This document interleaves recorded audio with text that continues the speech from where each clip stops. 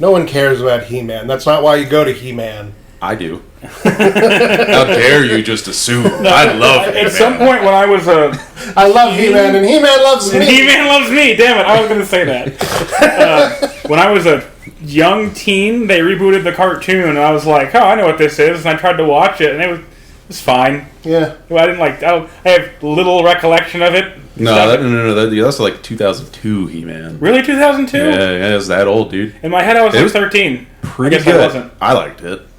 I thought it was campy, but good. You got to see Skeletor before he had a skull face. When he had a face. When he was Caldor. Mm-hmm. Faceator.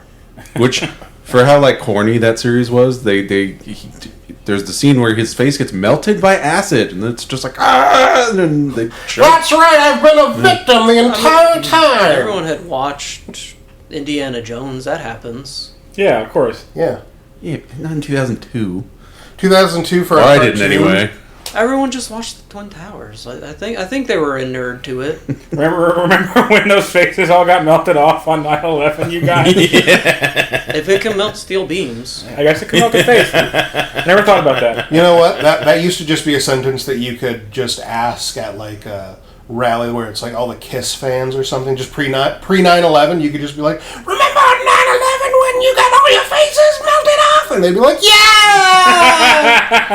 Well, just tour dates then. The real bar that's been set that the new He-Man movie has to compete with is the canon film, Masters of the Universe. Which we have Oh my seen. goodness, yes. Which is which I love dearly. An 80s classic where it starts off in this crazy cool Crystal Castle set. Cult classic at best. Okay, but like it starts off in this ridiculous set, and it's like, damn, this place is cool. And they spend 5 minutes there, and the rest of the movie is in like the studio backlot. Yeah, because that's how canon does film. Yeah, exactly. One of my favorite little trivia things about that was Dolph Lundgren, who played He-Man, Prince Adam, was fairly new to movies at this point, and he didn't speak English, so he learned all his lines phonetically.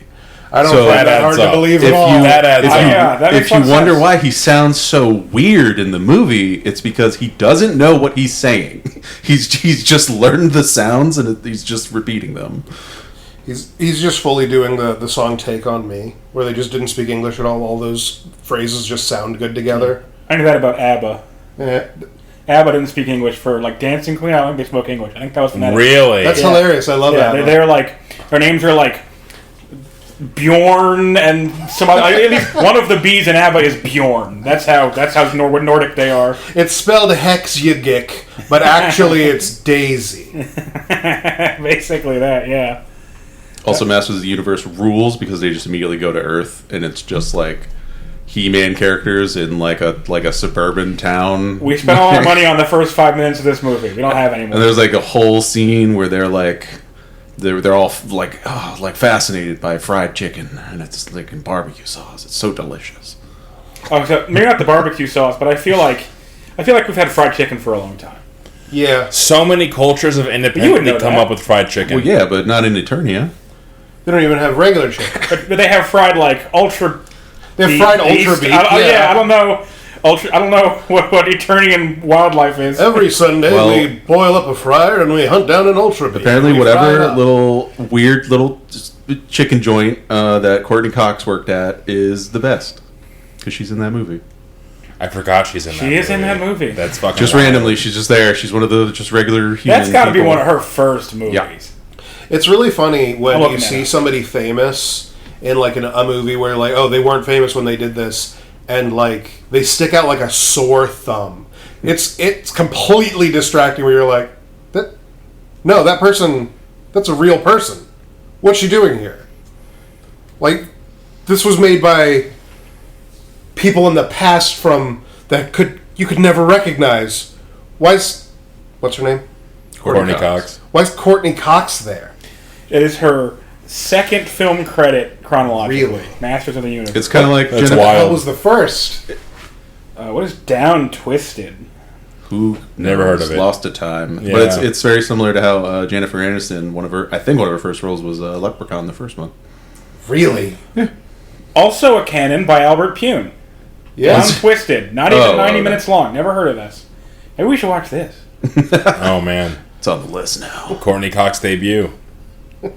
We're going on a Courtney Cox deep dive where we just watch all of her earliest films. Look at this and try to find her future killer. Let's go ahead and read off the name there. Galengurg. Yeah, Galengurg. That's a Star Wars It's name. the 2 dots over the O, so I think it's more like Gurg. Galengurg. Galengurg. Oh, she's pretty. We're being mean. You can be pretty in Star Wars.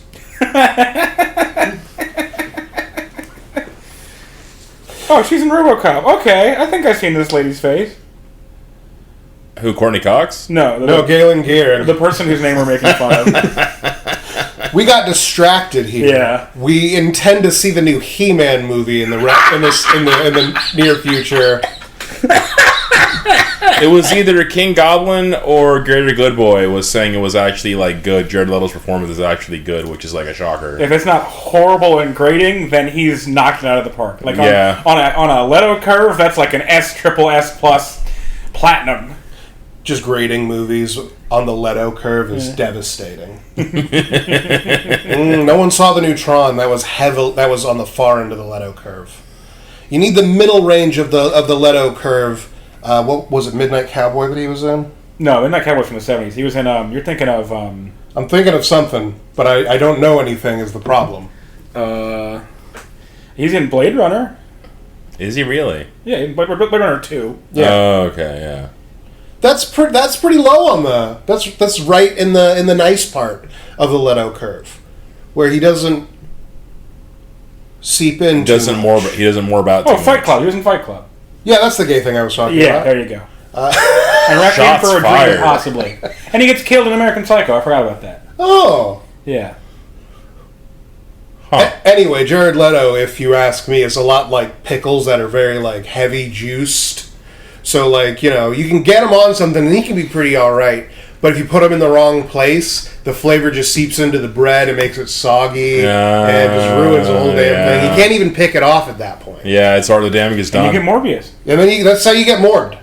And then you tell them to take it back, and they're like, "Oh, we're so sorry. Can we make you a new one?" And you're like, "Yes, please." And they re-release Morbius again, and you're pissed off still. And before we finish our cold open and focus up and stop rambling about nothing, if you're thinking about watching Morbius because of like the haha internet funny, don't do that. It's not runtime, however long it was. It felt like 5 hours worth of funny. I don't think we finished it. I think we turned that off. No, I remember finishing it. I think we put it back on. We originally put it on, and we were like, "This is just terrible." And then we ended up. I remember watching it here and finishing the whole thing and thinking that it was a waste of time. And that's what happened. Yeah, it was a waste of time for sure. Yeah. My memory is that you should not watch it. It's not even fun enough to make fun of. Yeah, Watch Masters of the Universe from canon. Yeah. That's one's great. And with that, welcome back to Scryer's Room. I am your host, Famfare. I'm Kevin. I'm Mario. I'm Rob. Thanks for having me. Thank you for having us. And we have Brody. Yeah, I'm desperately to find a segue, trying to find, the degrees of Kevin Bacon, find a relation between Jared Leto and Demolition Man, because it would be a perfect segue right now. Let's pretend that Jared Leto died in that movie. He wasn't in it. Remember when Wesley Snipes That's beat what I like. Jared Leto to death in Demolition Man? Who could forget? The classic scene. He took time off from being in his band that he was in at the time and not being an actor to be in Demolition Man in the 90s. Yeah, speaking of Simon Phoenix, David's character from Rogue Trader 1. I forgot about that. That was his fucking character. That's so For good. exactly one session where he was introduced. That's hilarious. So we have, in the past, talked a little bit about some of our campaigns and everything. You've probably heard Brody on here before.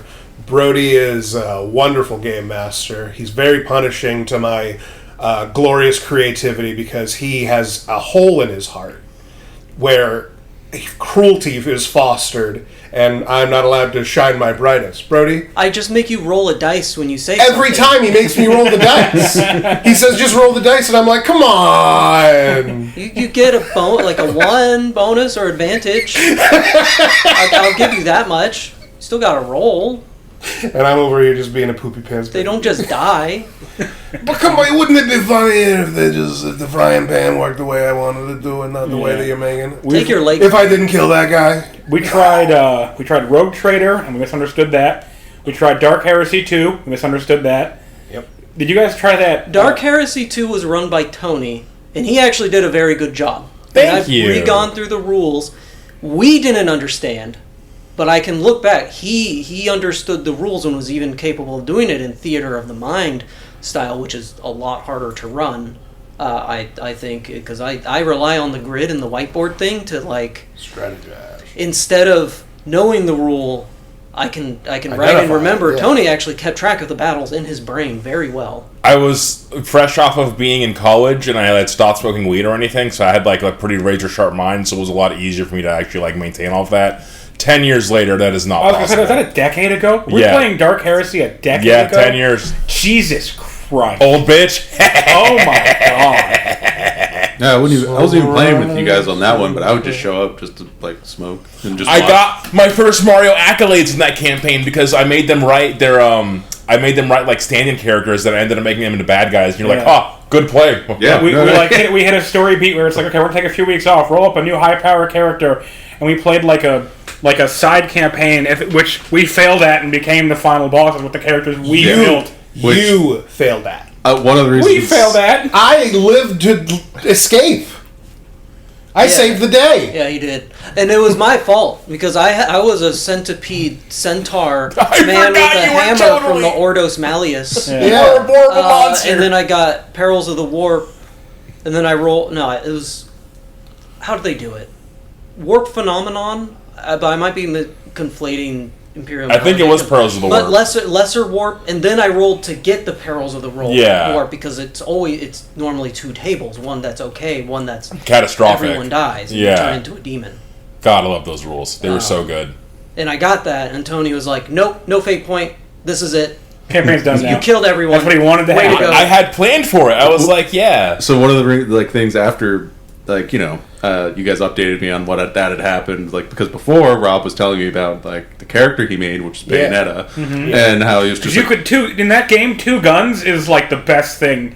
At least by my understanding of the Dark Heresy rules, if you can feed 2 guns, you are just blasting. You basically double your damage output. So he was like, "Can I optimize this and that and this?" And I was just like, "Oh, that's pretty cool." We've spent so much experience. Then, I have every feat, and I can do all this stuff. And then the next time I come over there, it's just like, "Oh yeah, no, that was a trick. They're now the demons and the enemies," and I was just like, "Nice, good one, Tony." That was a good bit. The only one to escape and make it back to the ship was this guy who still maybe has no character. You were just circling above, waiting to evac everybody. No, I was Captain Falcon. I had to rocket legs out of there and get into the ship. Oh, okay, yeah. Yeah, one of them escaped. And because I got back to the ship, our actual characters, when we survived, had a way off the planet. It was very convenient for me, the Dungeon Master. I'm the greatest to play any game ever, and you should make me roll dice. But we're getting ahead of ourselves. Yeah. Let's go into a little bit of how the Rogue Trader D100 systems work. Yeah. Or Dark Heresy. Give you some context. There was a lot of overlap between those game systems. I believe the first one that they released was Dark Heresy. It might have been Rogue Trader. It was Dark Heresy. Dark Heresy 1 is the first one where you are acolytes underneath an Inquisitor, and it's supposed to be their baseline vision is you go into a hive world and uncover cults within the hive and bring them to justice with your gun. Yes. And you're supposed to be high lethality, because at that level, an auto gun can one-shot you, and all the gangers will have auto guns. And that's why you have the fate points, is to say, I don't die real quick. Actually, I died to that. Yeah, my understanding of Dark Heresy before we started playing, from reading on the internet, was your character will die. Everyone's character's going to die. That's normal. Yeah, high lethality for sure. And I tried when I was DMing it, I tried to make sure to make them gumps on purpose, because I didn't just want to slaughter you guys. I wanted them to be good. It feels bad. This is my OC. Dead forever, never coming back. Part of the glory of human creativity is that you will never run out of ideas, which is good because you need to make a new character again. But yeah, the first one was Dark Heresy, and then they made Rogue Trader, and then there was also Death Watch, which were your Space Marine. And then there was also Only War, which you're a guardsman. Only War was after... That was in the Dark Heresy 2. Yeah, I was going to say the second edition rule set. I can list them. Didn't that get like replaced by a new thing that we almost played? So, to list them all out. Yes. Dark Heresy, the first one, like Tony said. And then your characters from Dark Heresy, once you're about the max level there, I think around rank 5, you can turn into a Rogue Trader character where you start at an equivalent of rank 5, although a rank 5 Dark Heresy character will be miles more powerful than a starter Rogue Trader character. Then they had Death Watch, which still used that Dark Heresy older rule set, and that was the last of that. Basically, the Dark Heresy 1 engine, which if you don't know is a D100 roll under your stat thing, like Call of Cthulhu, if you're familiar, and if you have like a 45 in a stat, you roll a D100, and if you get 44 or lower, you fucking nailed it. Yeah, and then they typically make either 1 or 1 through 5 be a crit, or not, 1 through 5, or doubles on success be a crit. Yeah. Doubles on a failure is a critical failure, or like exactly 100, because that on the 2, you'll roll 2 D10s and you'll get double zeros. It's supposed to be like, that represents 100, and that's like, you just die. Your gun blows up. Yeah, literally, that's what it blows up your hand. I think like a plasma weapon on a 96 up, it explodes. Yeah, well, I think plasma gun, you can overcharge it to make it even more risky. Mm-hmm. I think then it explodes on like an 80 plus. Jesus. And you probably will just die. Because that's the 96 is not like over a long campaign. 96 is like, I don't know about that. Well, I think they lost the instruction manuals 10,000 years ago. It says not to do that. Yeah. If they had just like pressed the button to vent the unobtainium, it would have been all good. Yeah. Like they didn't press the button. You haven't been pressing that? Yeah. It has like one of those little plastic things inside, like child's toys you get. You pull out the tab so the power can when connect. It's created on the forge things, they don't know what that does, so they don't touch it. Yeah, that's the machine spirit demands. I like all the. How would you like it if I pulled your tongue out of your mouth? Normal plasma weapons are actually very sleek and like very no greebles or anything on them, but the 40k ones are all the equivalent of like a burst battery. And so anyone who actually knew what they were like is like, oh my god, you can't use that. That's so get that out of here. Coils are just exposed to the air. It gives off a pleasant aroma. It's killing you! It's ionizing radiation! But so after... Sorry, no, you're good. So after Death Watch, that is when I believe they restarted with Dark Heresy 2 on a newer engine. They got rid of this... before they had like a career setup similar to the Warhammer Fantasy RPG, where you have your block and these are the things you can take and purchase with experience, and as you gain ranks you can swap those around and build like some cool multi-classing. I really like the system. Dark Heresy 2 did this aptitude thing where it's very free form, and depending on your different aptitudes based upon your home world, which adeptus you're from, which then like what kind of shooty type flavor of shoot or preach person you are, you have different aptitudes, and that will affect the experience cost of the talents and what stats you can upgrade. It's more convoluted to say or explain. Once you get used to it, it's simple. No, it's neat. So anyone can be anything. It just might cost you more experience to be that thing. Yeah, I personally like the career system a lot more after I. It's a lot more structured. Yeah, I think for players to get it's not, even though it takes up more book space, the book space is worth it, and it makes it more fun to make a custom career of your kit bash Imperial Guard unit that you made out of crayons and some some cotton or whatever you're proud of. It made it easy to homebrew that stuff, and it was fun. Yeah, and Dark Heresy 2 then had, I believe Only War came after Dark Heresy 2, then Dark Crusade, which is if you want to be an evil campaign. You can be a Dark Mechanicus, you can be like a demonologist, and the point is to go perform evil in the galaxy. But I've never read of anybody running that system, and if you same. If you have run a Dark Crusade campaign, just say it. Tell everybody. Tell the world. You're the only Post a one. comment under our video. Is the idea is the idea supposed to be like it's inverted? Like instead of acolytes under an inquisitor, it's like cultists under a cult leader or something? Well, you're going to do evil schemes the classes for him it or describes are like more varied than it would be in just because there's Dark Mechanicum guys. There's I want to say there's Chaos Space Marine. So I read the book, but it was a while ago, and it stuck out as like, this is very cool in concept. Evil campaigns just kind of don't work out. Yeah. Yeah. Unfortunate. It's very nice in concept. Dickish campaigns where people are self-serving. Those can jerks. be great. Those are fantastic. Evil campaigns need to be like reined in.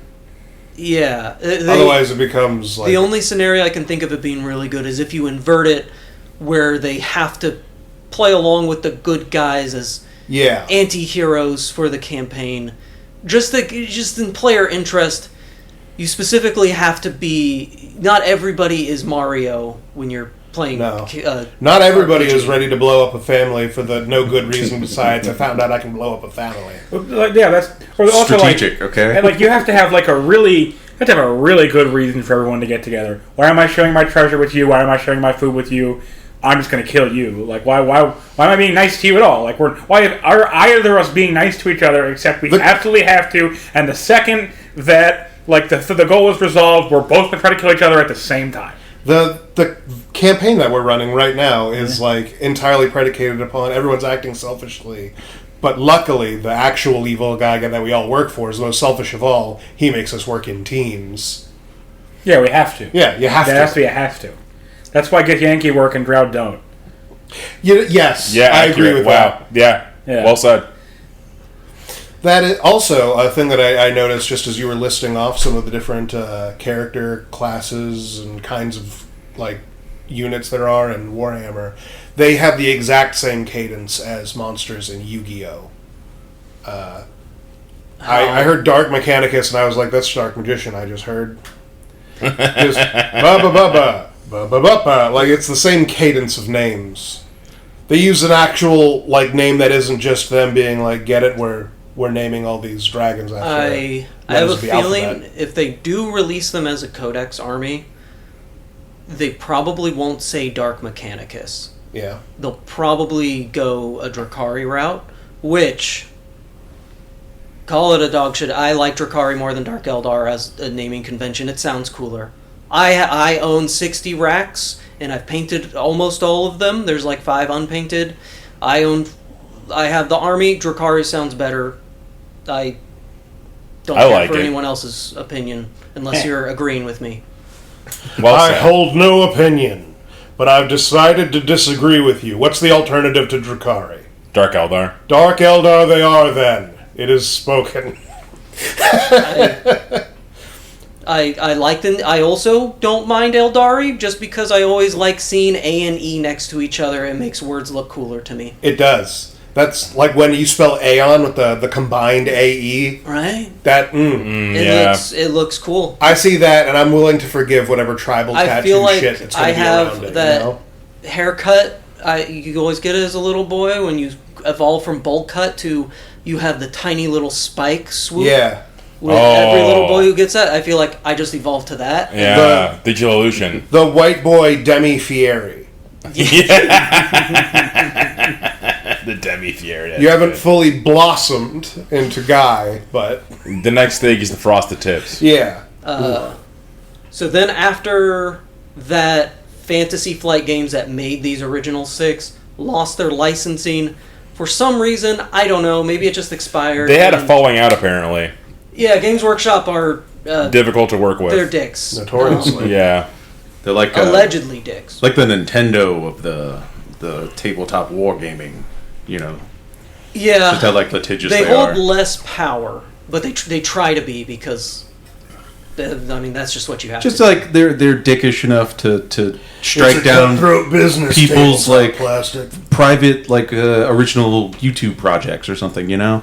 Like Yeah, they co-opted all of them. Either you work for them or you don't and it's work just at like all. come on, like why- One of the guys that made work a lot for of the us short, and move to England. one of the guys that Or made a go lot to of the prison. shorts I liked on YouTube, Sodas, Yeah. completely swore off making 40k stuff because he was so hard to work with. So he started making like Fallout stuff instead. And I'm sure that that's a great kind of PR that the company wants. That was very smart of them. It doesn't stop me from buying plastic toys. Yeah, I'm No, addicted. of course Not going not. to. They Plastic already crack. have their hooks in you. Plastic crack is No, real. I even new people.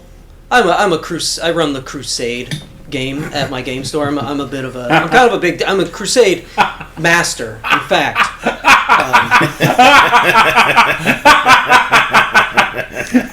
since I've started, we've hooked in like 5 new people who've never owned armies before. That's always a good to buy feeling. entire armies. Yeah. So, That's always a good feeling. I've ruined lives. Yeah. I was gonna say, right, it's a perfectly good moment to ruin your life.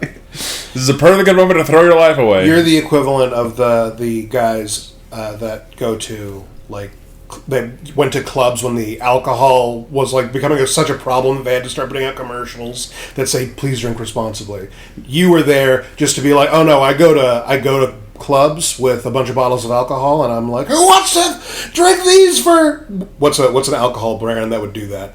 I'm Like Mormon. Smirnoff. Smirnoff! Yeah, you're Mormon. That's why the sin is so great within you. You want to do it. This is what's in your blood. You should be advertising Smirnoff in the club until teenagers end up drinking themselves to death. I would be the starting a craze of moms against drunk driving. border between Utah and Colorado.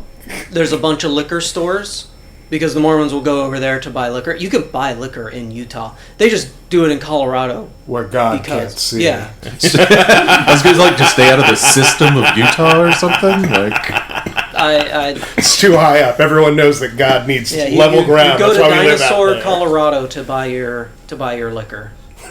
Dinosaur? Dinosaur. There's That name is rad. I would have moved there when I was 6. Oh, okay, yeah. That's sick. I want to live in Dinosaur, Colorado. Not really, but It's pretty. good. It's on the desert side. Did But they find a bunch of fossils there or something? yes, Um, 90% sure. I mean, But I spent one day there on my Mormon mission, where me and my Mormon mission companion, I had a laptop, so You're a I co-pilot? just played like Warcraft 3 custom games. But back to Rogue Trader Yes. and Dark Heresy. let's talk about a different kind of sad way to be alone. I'm gonna go back to That was list. mean. I'm sorry. After they lost that, Cubicle 7 some years later, then got the license to publish the games. You can now buy the Fantasy Flight versions from Cubicle 7 if you want. I think they only have them as PDFs online. I happened back when the Trove was still around, before the Zweihander guy did everything he could to get it shut down. He's a monster. What could you possibly be referring You're to? gonna have to elaborate on that because I don't know what you mean either. it had all the like He's stealing piracy PDFs of you can get all the just books everything. of All the all the books. games. Oh, you can do that now. If you just type that, like a You website have will to- have the PDF. You have to search. You couldn't just go to the Trove. Okay, got it. Yeah. Got it. It's now on disparate various Russian social medias. Yeah, they make you work for it a little bit. Yeah. One of my jewels of my collection is that I have a Dark Heresy 2nd edition core rulebook. It has Yeah. to be preserved in your glass case, lest the oxygen deteriorate into Yeah. dust. It is cool that we have that. But Fantasy Flight Games made them really cheaply. Yeah, it's pretty shitty. Like, it feels like it's gonna fall apart when I hold it, and it's like in pretty good condition. It's like handling the Declaration of Independence. $150 to buy one of those books online, Tony. brutal. Oh, Oh, wow. $150 to sell. Cubicle 7 got it, and they made Wrath and Glory. To go back on top on this. Wrath and Glory I've not played. When I read through it, I just didn't like it. It's a D6 system, right? I don't like D6 systems to start, so I'm already biased because it becomes more... D100 systems, if you are a fly-by-the-seat-of-your-pants style GM, where you know full well Kevin may or may not be in any given game, so you don't want to prepare in detail a bunch of different guys and stuff, you just memorize the system well enough that you know the humans are normally stats around 30. That's a 30% chance you can just bump those up and down with a few things to make equivalents once you know your marks. The D6 system, it's hard to abstract that as it is with the D100 There's less wiggle room. Because you don't know if like that one change is going to make this a catastrophic encounter. I don't like the D6 dice pool systems. So Wrath and Glory already had that marked against it. And then it was like more heroic fantasy rather than the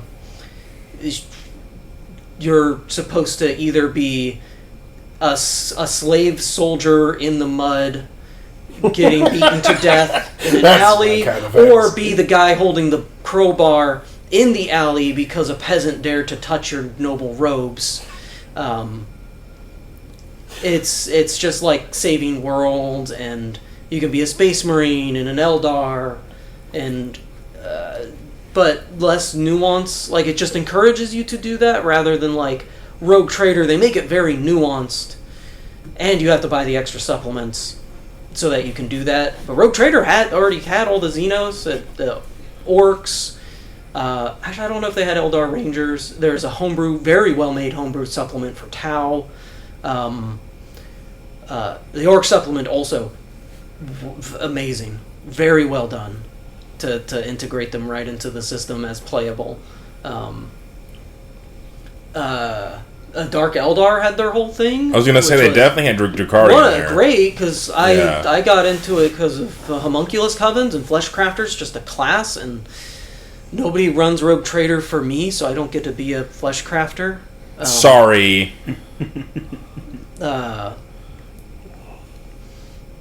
Yeah, Wrath and Glory. I never played it, read it, forgot about it. Overall, I don't think I like it. I don't plan on running it. But then I played Warhammer Fantasy RPG by Cubicle 7, the 4th edition. I thought it was very good. Because from what I've heard, I haven't played the others. 3rd edition was bad. It was like the D&D 4th edition of Warhammer Fantasy RPG. Oh man, that sounds terrible. And 2nd edition was a well-praised and beloved thing, and 4th edition was more like 2nd edition.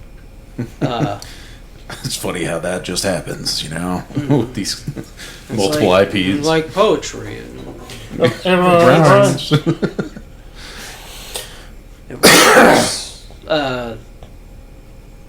They had, and I had the thought, this was Austin Kino also was very on board and excited about this, thinking, what if we just heard this thing? And because I liked how Warhammer Fantasy RPG played, it felt smoother than Rogue Trader. If we make this 40k, it's basically all there. You just have to figure out guns and change some of the career names. And then they released Imperium Maledictum, which was basically that, except they kind of go back more towards the aptitudes line of thinking for talents. But it was close enough. And the way skills work in Imperial Maledictum, I like way more than Rogue Trader. It felt so clean. Yeah, it was very clean. Skills work. And that alone makes me be... It's even easier with Imperium Maledictum to kind of make something real quick, because Kevin wanted to talk to this guy, and now that has to be a character. It's very funny because most of the time I don't think about, like, he doesn't want me to do this. I try really hard to make it look like I'm not like, shut up. You do well enough that I'm able to plow right through every time. And it's always been a lot of fun. I want you to know that I have fun, and I hopefully am not ruining anyone else's good time too hard. Besides yours, obviously, I guess. Yes. And Imperium Maledictum is the one we've been playing, little miniature campaigns. I think Tony uploaded a few of them. Yeah.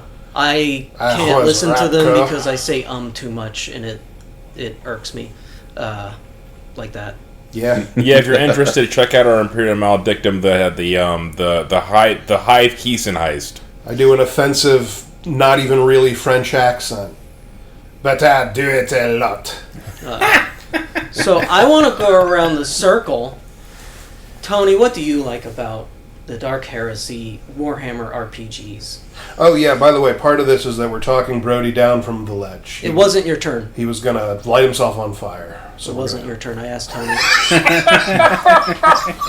So, one thing I really like about the RPGs is that it's a D100 system, and so it's percentile based. And so that opens up like a lot more hype in the rolls. And I also like that it's not just a pass or fail, there's degrees of success. Yeah. So like if the DC is 50 and you roll a 40, you get 1 degree of success. Or I think it bumps over to 2 at that point because you're over you're 10 past the mark.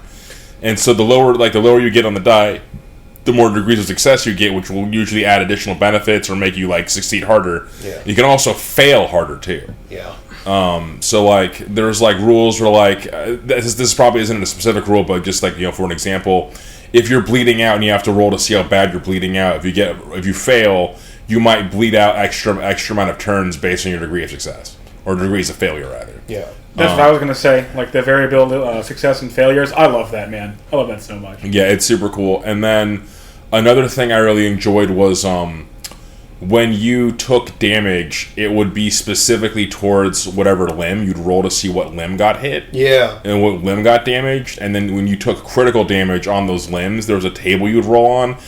I appreciate you saying that I ran the Dark Heresy well, because I thought I fucking like ham-fisted the whole entire thing. Because one of the things I do remember referencing the book all the time for was the critical damage tables. Yeah. And figuring out just exactly how these motherfuckers died.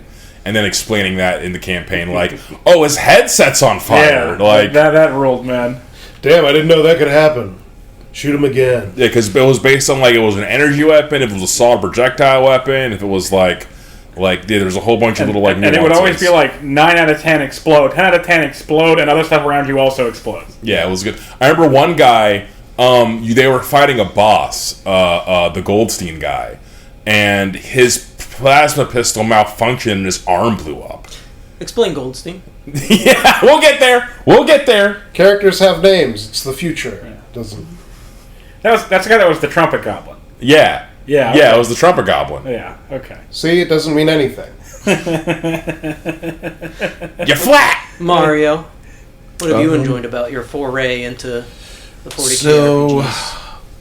all the characters I've made for him I love. That was probably a big one. Gizgul was my first, like, I'm doing a bit. Like that was the first character I really, like, committed to that with. And it was a lot of fun. So he's one of my favorites. But the also the systems, just I would go into them blind. And then the first one I played, I barely knew anything about 40k at the time. But I liked orcs. I thought they were funny.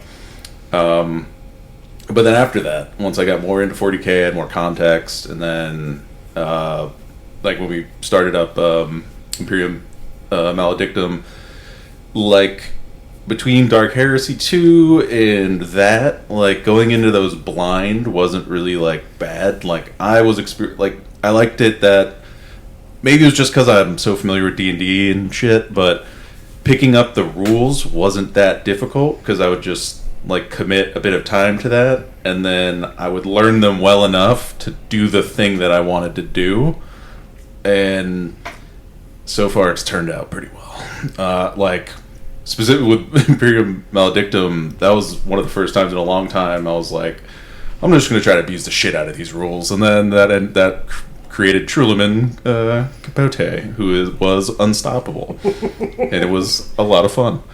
But other than that, it's just now I love the settings, and the D100 systems are like not that hard to pick up. They confused me a lot at first, but then if you just spend a little time with it, like just read the book a little bit, you'll learn the rules. Like it's there, and it's I don't know. I feel like that's one of the bigger problems with is like people don't want to like commit a little bit of time to just at least learn the thing you're trying to do, like with your character. That's a perfect segue to me because I don't do that. I'm not trying to cut you off. No, but sorry. That's pretty much it. Other than, and it was also the first time I ever played virtually. Yeah. Pretty much every time, but the beginning of you on the tin can with a string. Yeah. And I'd never done that before, and it turns out it's like almost the same. It's not quite being in person, but it's you're still playing the game. You're still having fun. You don't get the smells. Yeah. Yeah, and it's just so much easier to like coordinate. Like cause especially when people are like so far away from each other and shit. Yeah, there's even more talking over each other than there is right now. Like I talk over getting to play with someone in another country. You won. Yeah, that's really awesome. Love you, buddy. And he's I love his commitment too. Shout out he to my stays up favorite chocolatier. super late to play with us, and it's like we're always worried he's going to pass out because it's like 4 a.m. by the time we're done on his end, and it's like, oh, you're a trooper, man. Yeah, he was up at like 1 a.m. playing WoW with me for a while too. He's like, "You sure you want to do this?" "Oh yeah, no problem, buddy." Yeah. I love it. Goodness. Ewan rules. He really does. Love you, buddy. All right, so I have sort of a two-part answer. Part of it is the core of it is fate points, because you are expected to fail so consistently and so catastrophically. Being good at something, if you have a 50% chance to succeed at something, that's what being good at in D100. Yeah, you're good. You're pretty damn good. But like failure's so expected that every game you get 3 just little do-overs. Just okay, do you want to do that one over instead of accepting the part where it blows your hand off? You get 3, and then you use all 3 of them, and then you're like, oh, do I have to earn them again? No. Next session, you have 3 again, because you will continue to fail. There's no mechanic that could allow you to earn these things due to the consistent failure expected. Mario's character was so good because he did the thing his character intended to do almost every time. That's unheard of. Yeah, exactly. And he slaughtered everything. His thing was he would wield a 2-handed weapon and swing it, and yeah, he was. And swinging the axe and connecting 90+% of the time is like, wow, that's a power gaming right there. Part 2 of this answer, however. So the game that we played that is uploaded in part or totally, I don't know. Most of it. I think the last chapter I still haven't uploaded. That was pitched as we wanted to do a heist. Brody wanted to run a heist. And what he did for that, it got me immediately. This gave me such great heist feelings. I loved this campaign because he let us do something with, okay, you want to like fate point to not re-roll it, but to change the kind of roll that's being done to something that maybe you're good at. Instead of just, oh, I just do that, we can have a flashback. Because in heist movies, when something goes wrong, you get to have the little moment of like, luckily we prepared for this, and then it flashes back to them being like, and we'll have another getaway car right over here, and so now it's a navigation thing instead of a running thing. Wonderful. Every single time, that shit tickled me. That's how you got out of the airport. Was Will's guy had prepared a helicopter exactly to get out of there. I think to make that character, he used the Dragon's Dogma character creator and hit random a bunch of times to get a mutant. A monster man. Yeah, he's so creepy. That's just how the upper class of Hive Keeson look. He's a very handsome young man with his lack of eyebrows. He's a catch. Let me tell you, no matter how ugly you make these characters or anything, it is a perfect encapsulation of what a good fun heist is. To just go into a thing being told you have a plan. You don't have a plan. The DM didn't give you time for a plan. Just said, okay, you guys are going in and you have a plan. And then just make it up as you go along by making the flashbacks. The feeling of that was exactly a heist movie. And it kept going wrong exactly right. Yeah, that was the plan. It's, so I didn't get it. I didn't come up with it entirely. I can't remember the name of the RPG, but there was an RPG specifically made that is that, where part of it is you're building off of flashbacks. Yeah. I wish I could remember the name, because I should say it out loud, because it deserves praise and to be read. Yeah, 'cause that's a great idea. I really love it. I'll search for it as this goes on and say it randomly at a point when no one's listening. Perfect. Yeah, I read that and I was like, the fate point system can just be that. Yeah. Because that was like, you just have like a player resource and you do that to get through the things to build the heist, and then fate points just seemed like it works. You can just plug that in. And it's the same resource, plugged in way better than I thought. Well, it's also just, from a role play perspective, encourages creativity, Yeah, that's candy to me. It's like vitamins to us. The airport went well. I think the best part that went good there was the second part of the scene, where the first one kind of failed because you guys just stole a very ugly man who was not actually the target. We stole a guy who was set out to be a decoy. The Because stealing they of had him went planned- perfectly, and then it was revealed actually you did the perfectly wrong job. Perfect heist. They had a plan for this. Yes. I will fangirl over this. I loved this campaign. So I love all the campaigns. Actually, Robert, Yeah. do you want to share with the class? I would love to share with the class. Thank you, teacher. Tony said mine already. But I can go more. Make something up. Just the whole system is so lovely, man. It took us a little while to dial it in, but the actual the rolling, the D100, and the degrees of success and failure, I love that to death. I love the lethality of it, like we talked about earlier. I love that, especially in Dark Heresy, you are a chump brand chump. You are the chumpest. You could not be more of a loser, and you will get. Bullets will kill you. You're like it's like if I picked You're not up a gun. special. It's like if I picked up a gun and went into DC and tried to fight gangs. Like it's literally that. It'll go as well as, well, I guess you could roll a 100-sided die to tell. I hope you had Not all cover. of the Origins get guns in Dark Heresy either. Yeah. Sometimes you just have a stick. Yeah, You gotta find the gun Having a gun somewhere. is high power shit. They got you from a feral world, and are like, You're speaking broken early Anglish, where you're like "Hefel der genuvde," and just spearing at guys with a pitchfork that only has 2 prongs, and he's got armor made out of space dragons. And as far as that too, the lethality, it's also healing isn't fast. No, Healing is okay, you're not going to die now. You're not going to die right now. But everything is still broken. It's also you broke your arm. Well, you got to set the bones. We'll maybe give you a stem or whatever, and then it's that's going to heal in a few months. you still have those wounds. It's no longer getting worse. Good job. You healed it. we dragged. Oh shit! What was the character's name? He was the sniper. Bugbait?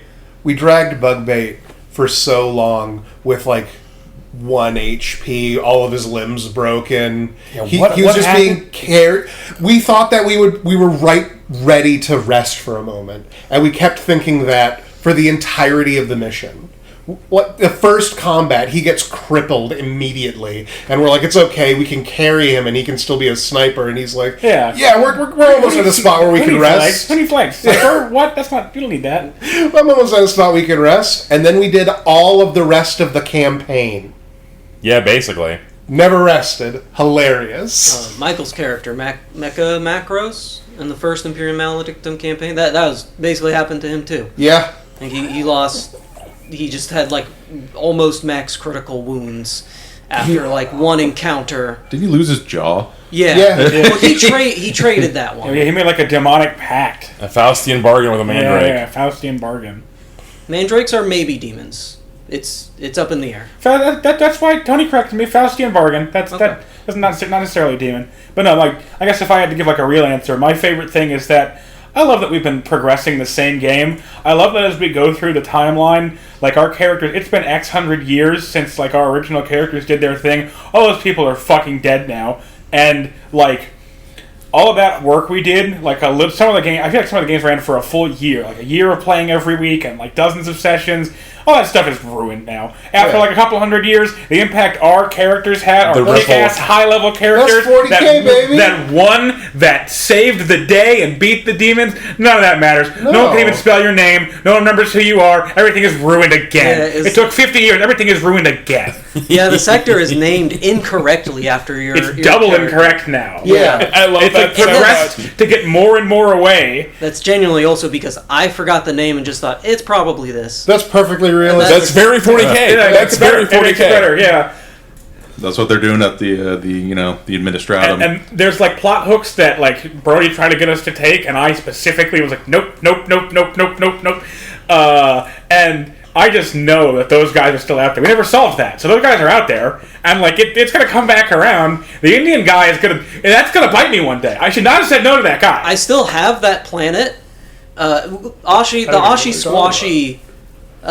They went to that planet, and that was also, I think, about the time where I was like, I can't do this anymore. Right? I forgot what was going on. Something with school. The Ashi Squashy Rogue Trader Dynasty, by the way. That's what that means. It is. He is actually. Yeah, that is. We'll get to that when we get into it.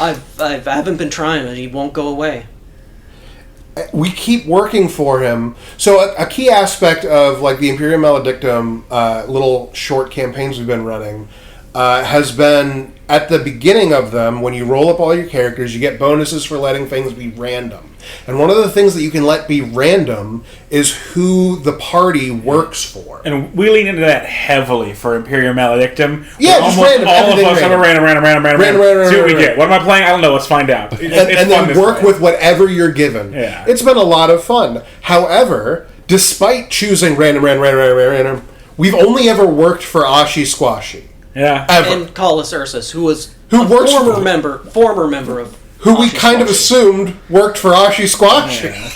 So that's in the first game that we were the Rogue Traders. I played the Rogue Trader because I like to talk, and that I like the sound of my own voice. Yes. So. And he was specifically his character from my Dark Heresy campaign after he was the Inquisitor's henchman. Yeah. My character succeeded and graduated to the next type. Oh yeah, you started as a Hank Venture. Yeah, who was just autistic about I being a became Reinhard parent. from Galactic Heroes. Yeah, a classic evolution there wasn't. Where else would he go? Yeah. So we did that, and then after that, we had a good time. We accomplished we saved the day, Betty. We saved the day, and the jewels and all. We saved the day. We and at the end of that, we said, okay, we're gonna play this. We're gonna play some more. We're gonna go back to this. We're gonna do it again. Brody's ready to run it again, and I specifically said I shouldn't be in charge this time. It should be Matt. To be our friend Matt. Our friend Matt, who came and talked about Star Trek on the podcast, doesn't know about Warhammer stuff, and would be down to make a decision that kills us all because it would be funny. It's got to be Matt. Yep. I followed that one back, I would. The perfect level of apathy towards whatever could occur in consequence. Just, yeah, sure, whatever. We still use going to Matt as like an option. Yeah. What part of the letting everything that be is random? Ashi Squashy. Letting everything be random in like the character creation, because he is Ashi Squashy, one of the options is let your employer pick like that aspect of your character, and you get a bonus XP for that as well. Well, we can just talk to the man. We just bother Matt. Yeah, so we said, Matt, here's our stats spread. What class should I be? I force all the players, if you want that experience, you have to message Matt. Yeah. Those numbers don't mean anything to him. Those words don't mean anything. No, he doesn't fucking care. No. He will reply. Yeah, and he'll give that's the thing. He'll give you back an answer. Yeah. He rules. Yeah. The GOAT. The absolute GOAT. So now I guess I'm maybe. So if you are looking to run a Warhammer 40k RPG, I want to put this little thing somewhere in this, and I'll say it now because I'll forget if I do it at the end. All right. I would suggest starting with Imperium Maledictum because it is the cleanest version of the rules thus far. It still has a lot, and if you're only used to like 5th edition D&D, it will be like a learning curve. Yeah.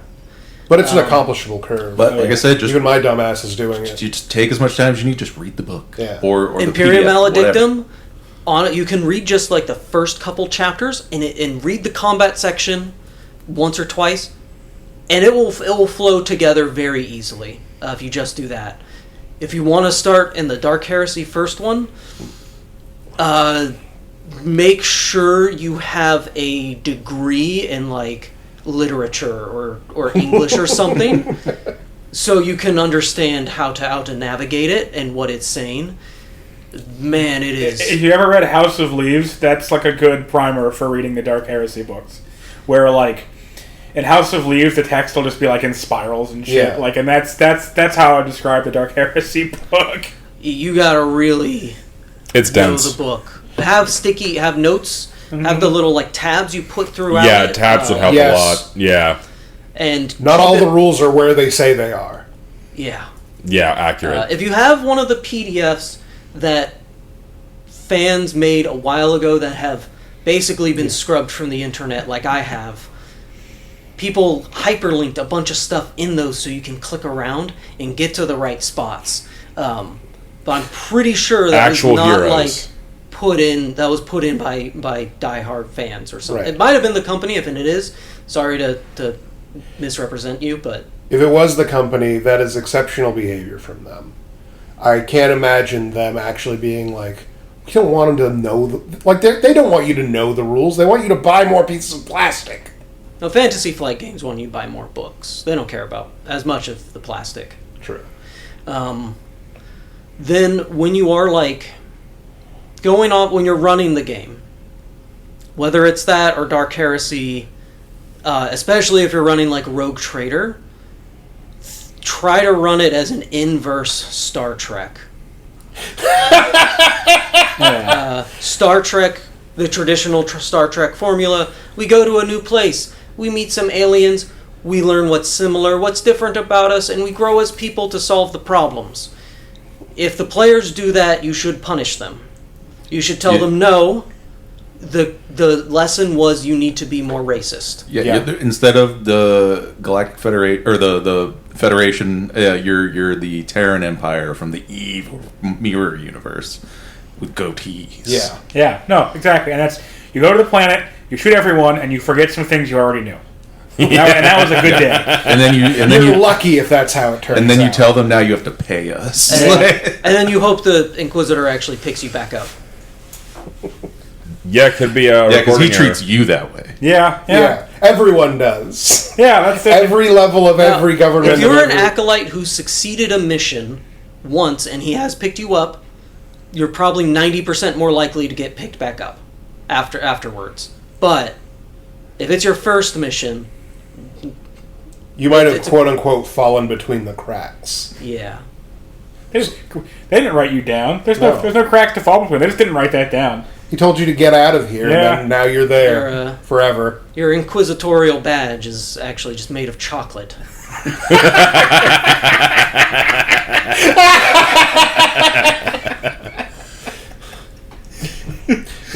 I thought they said that the STC was broken. Oh, I see. I'm just chewing on the badge. You work for who now? You and Ratmen, I guess. It's you and like 3 foot tall, malnourished, semi-medieval human like mutants, and you're like, I've come to whip this place into shape for the Inquisition, and they just never come back for you. You're just trapped there, like Gulliver's Travels, but lame. And also, one other thing, I might periodically think of other things as they come up, as they pop up in my mind. As I said, I have a bullet point list of things, and I'm staring at it as just a block of text and not reading it. I did a really bad job making this readable for myself. That son of a bitch never thinks about my feelings. Oh man, now I forgot. Give him a minute. It'll come to him. The plan on, I guess think of the... No. It's... Don't listen to... Not necessarily Mario, but the Marios. When you're writing lore for... If you're making your own little mission, 40k fans tend to be way too strict about the lore. If you want, but those are the rules. Don't have the Sister of Battle do something she wouldn't do. Have Xenos working alongside Imperium, because every time there's a book, they make these strict rules and then they just break them. Like break those. It's like make up new aliens. Like, do more, be more creative. Don't feel like you are restricted in the sandbox of 40k. Yeah. Because 40k isn't restricted in the in the box of 40k. No, it's just like real life, where like there's always been like this kind of person's never allowed. Well, except for this guy over here, he's cool, and that's always been there for every group and every kind of thing. There's always the little exceptions and things because real life's a little bit less messy than a perfectly stratified. And when I see arguments, it's people saying like, "No, this could never happen with this Space Marine chapter or this or that," but just disregard that. Part of what sounds interesting, because that's what's going to keep players. And there's trillions of Warhammer 40k lore videos, because that's the first thing anybody does when they learn about the setting. Is they listen to like 15 people that just read off the Wikipedia, and until they eventually find like Luton or whoever else that have the more detailed stuff. And that's typical. So everybody, if you try to hint, they have ridges on their foreheads, 3 people are going to scream Gene Stealers over and over again. Just make some weird esoteric stuff. We're Klingon, actually. And part of what drives narrative is the exceptions. Yeah. Like, and part of, like, specifically with Rogue Trader is that, like, the Rogue Trader has leave to be able to do things that are out of Imperial compliance, like talk to aliens and be like, hey, aliens, can I go exploit you? I mean, trade with you? And so being able to have, like, a human population that's, like, hanging out with aliens isn't like, that would never happen. Like, yeah, it would. I mean, it's frowned upon by the Imperium, but the Imperial space is huge, and a lot of people are pretty negligent when it comes to it. So, just make it, do whatever you want, man. Just as long as you make it make sense. If we're and have the proper consequences. Yeah, like, if you want to play, like, humans would only ever be with humans in the Empire, it's like, alright, well then you farm corpse starch in, like, this horrible shit world. It's an actual shit world that's mostly methane and human waste that has been ejected from what are the giant ships called that people live on? There's a lot of them. Basically, all the ships are that. All the ships, all the poop, they ejected it onto this world, and you just grind up corpse starch for 80 years, and that's you dying cybernetically enhanced to keep grinding corpse starch. Or you could come with me and this blue guy, and we're going to sell drugs. Yeah. That's, live a little! Just live a little! I feel a little unfairly maligned by Brody here, but I would say, like, I agree. I know a lot about the lore, but that being said, I can think of pretty much an exception for all of the Imperium's, like, air quotes, laws. There's been 1 million books, like... Yeah, no, I can cite things of, like, where they broke them just flat out, and it's like, everyone's teamed up with Xenos, like, everyone's fucking... Like, this is a picture of the Emperor. There's inquisitors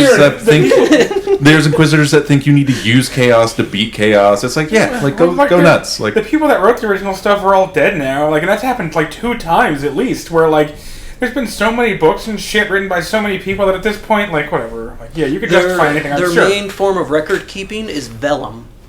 The end of this video is written down. They don't digitally store things. It's on vellum. Less efficient than paper. In memoriam to those who wrote the original Warhammer lore, and it's just, in the arms of the angel. It's like John Warhammer and Frank. I think the people are still alive. Franklin Games Workshop. That long ago.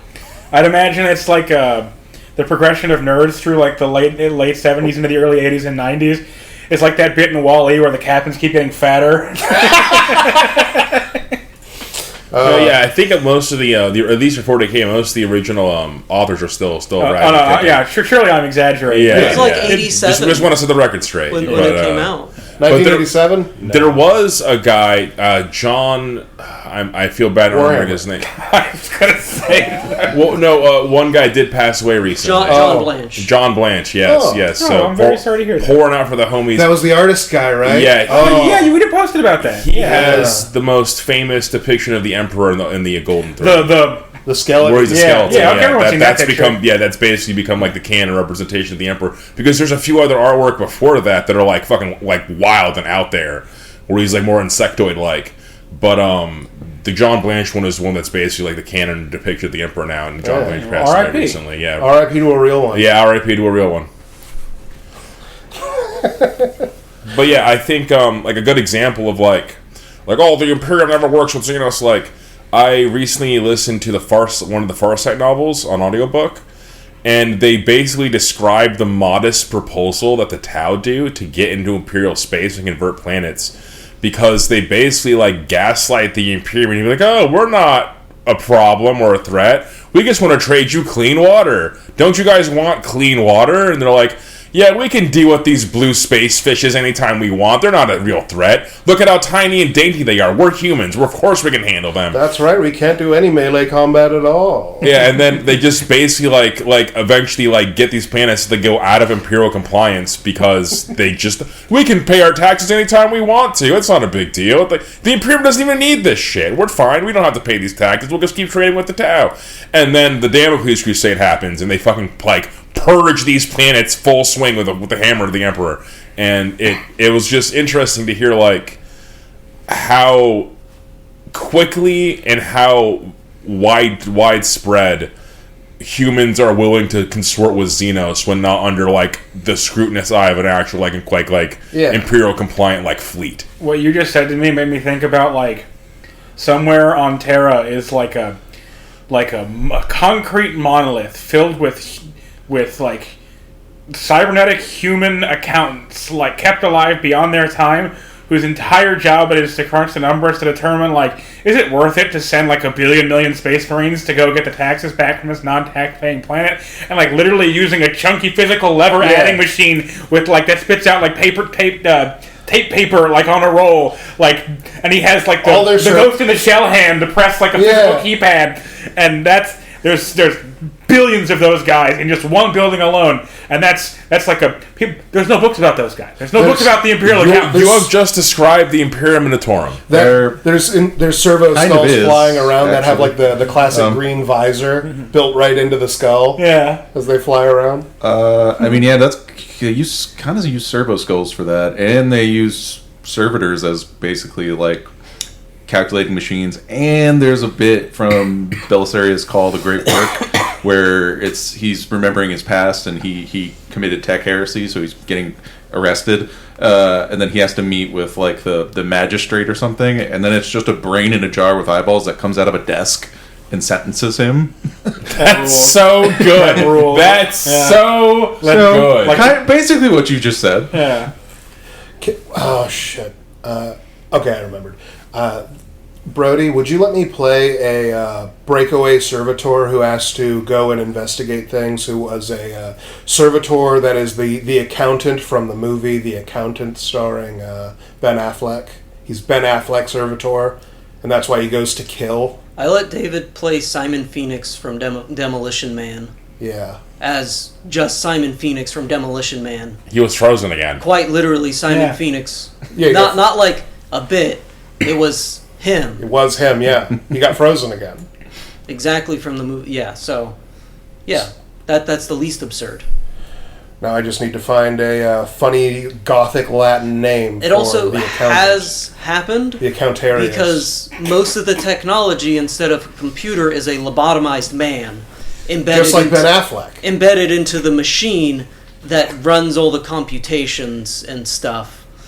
And sometimes they start becoming aware and crying and if you played a great depiction, Darktide does this great where you go up to the doors and it's a man's face and he'll talk to you saying, "Kill me, what's going on?" It's that was like a very nice touch in the game. The door still opens, but he's like crying or whatever. Imagine trying to like get your like budget in order and get your like debt under control. And when you type in all your information to the computer, it cries. God, that's so bleak. That's not a good sign. 40k baby. But servitors like becoming aware is another whole thing from a different series, the Forges of Mars trilogy, where some people are just born cyber Jesuses. You just have weird powers over technology, and that's one of the characters, and he accidentally leads like a servitor rebellion on this Arc Mechanicus ship. All right, I'm writing it down. Accounticus Fleck is going to be made one day. That's your brand name. Yeah, and then his lead like servitor acolyte like becomes fully conscious again. That's fucking crazy. So we have talked about the game system itself. Now I want to dive a little bit into the universe, the Davros system that we have created over the last decade or so. So this started out. It's actually how I met Brody, and I had just started hanging out with Mario over at Rob's house. And I had decided to host a campaign of Dark Heresy 2nd Edition because my brother wanted to play, and he was like, "Oh, we should do this," and I was like, "Yeah, I think I'll try to DM it," because I was, on a mind at the time. And so it starts out where I didn't really take any notes. I apologize, I couldn't find any of my notes, but if I remember correctly, we had Bugbait, who was basically a Voidborn who was basically raised in a space Hulk that got overrun by gene stealers, and he was hiding in the vents, and he just basically had a knife and a gun and was basically like surviving against all these gene stealers. And an inquisitorial retinue was investigating the space Hulk, and they found him in the vents. They're like, wow, if this guy's still alive in here, he's obviously a pretty badass. We should take him to our retinue. And that's that character. And then we had Libran Castle. Yes. Libran Castle's backstory was Space Hulk. That's the term I was looking for. He lived on a Space Hulk, and he was an urchin. They're famously present amongst all aspects of life in 40k, and he was raised up by this. I don't know the 40k name for it. He was like the local cop, basically. Arbite, yeah. Yes. Arbites. He trained Castle to defend himself, and then when Castle was presented the opportunity to bail and go join this little thing, he stole his adoptive cop dad's shit. He took his badge and his sword and his like uniform just so that he could just impersonate a police officer. And he was famously a blank. Yeah, that was another reason that nobody liked him, and only like this one guy took pity on him, and I betrayed him immediately. At my earliest convenience, I betrayed and burgled his belongings, and I was a blank, and that made me because it's still me playing it, and I can't turn off the charm because it's still me playing it. We said that his blankness, instead of making him just immediately like off-putting, I'm very forgettable. You forget that I'm there or that I'm around. Yeah, because he stacked charisma stats to be able to do fellowship stuff, but because you get I get a fellowship bonus for being a blank, it evened out with him just being very forgettable. Like, no one ever remembered him. And then I modified the badge to like transform into all the different versions of like, I could hold up the badge and it would be like R-Beats. It could be, I think my one that I did was alcohol, tobacco. ATF, the ATF. The space ATF. The space ATF is how I always tried to get into. We did a lot of heavy lifting of just adding space in front of something to move the plot forward. Like, it's a space car, don't worry about it. Like, we actually did spend 2 sessions stealing a space car, and it actually resulted in a lot of confusion as to what constituted a space car. But that's because it was the smartest way to do it, and don't question me. Yeah. And then Robert's character was Davros Davenport. Yes. I basically, one of us needed to be chirurgeon was the thing that I thought at the time, and I looked. That's just pronounced surgeon, isn't it? Yeah. Is it? Sure it is. It had chirurgeon.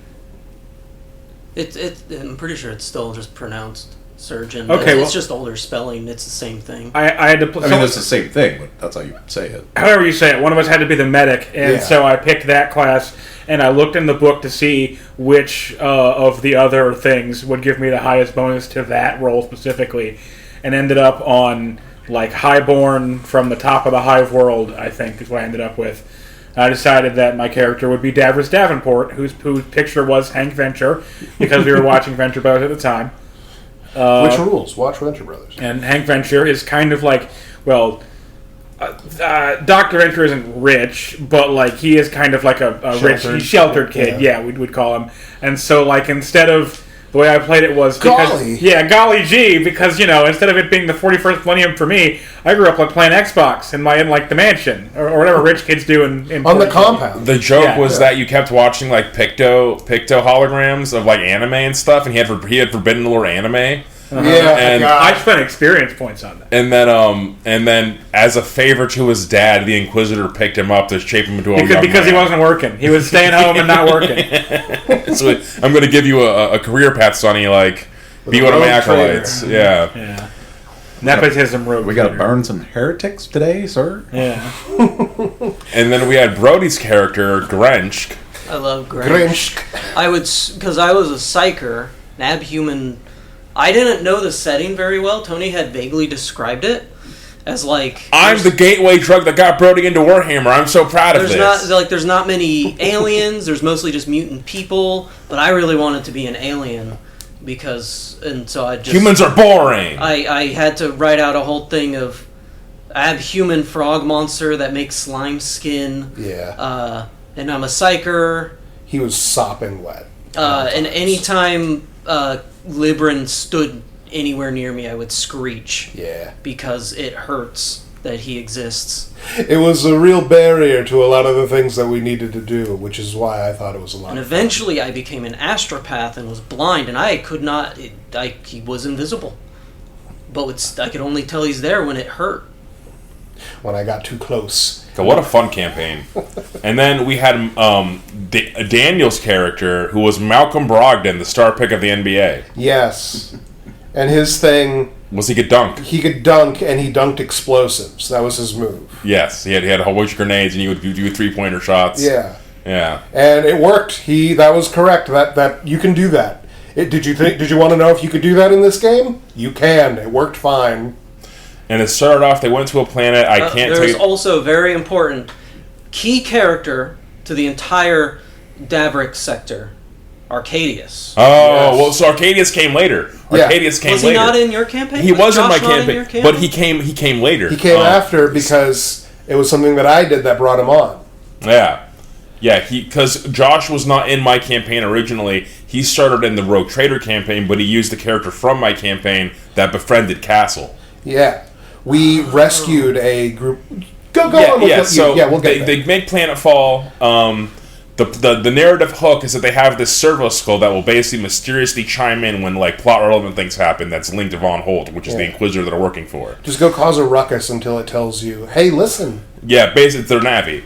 And Von Holt was an Inquisitor of the Ordo Xenos, and basically there was some Xenostery afoot, and they had to go figure out what it was. And so they make Planetfall on this planet.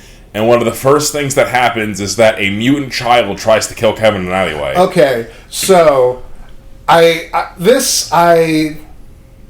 the greatest to ever play any game ever. So let's just get that out of the way right now. I shouldn't have to roll dice.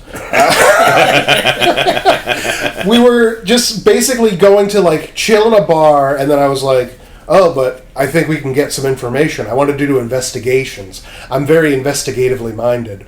And so I tried to get information from some urchins, because I know urchins always hear the scuttlebutt. And they're like, "Gee, mister, why don't you follow me outside into the dark alley?" And I'm like, "I would love to, little urchin." And then I turned to Tony, like, now no longer doing my character voice. So I have my hand on my gun.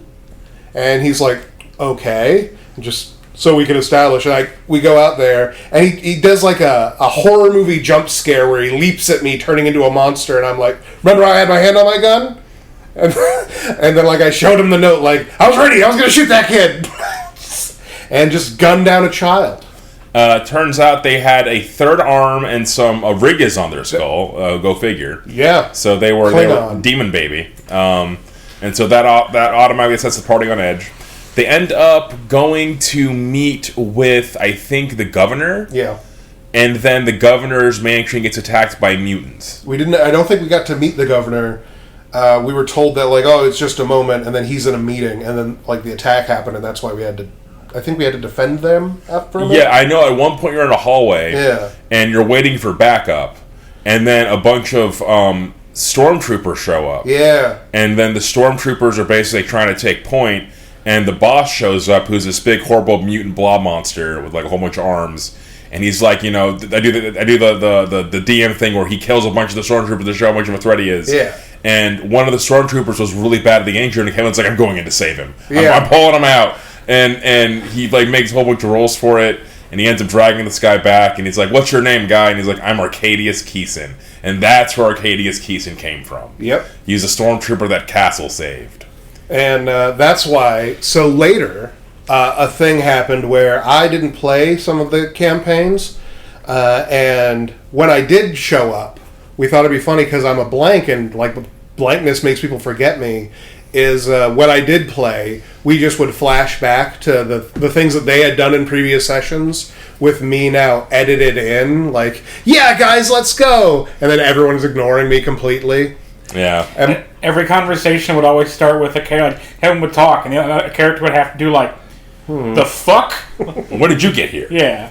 And my favorite part of it was the bit that we did that Arcadius is, like, etching into the side of his gun, and, like, I'm at the table, and I'm like, what are you doing there? And he's like, it's the name of an old friend. And it's, from his perspective, you can see Castle. and then I'm on the other side of the table like, that's sick, that's why you're my boy. That's why we always hang out all the time.